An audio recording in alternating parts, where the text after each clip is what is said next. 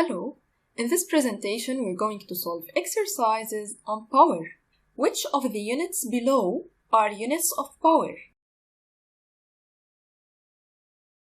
Is the joule unit of power? No, it's the unit of work. Is the watt units of power?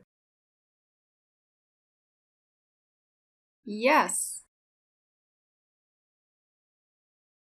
Is the joule second unit of power? No. Is the watt second unit of power? Also no. Is the joule per second unit of power?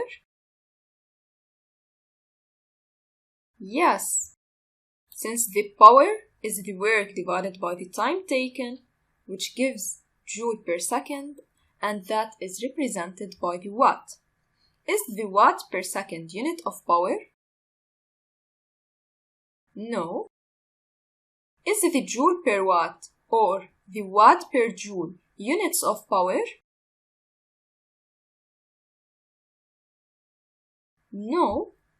For both of them, neither the joule per watt nor the watt per joule are units of power. Let's check our answers. Great job!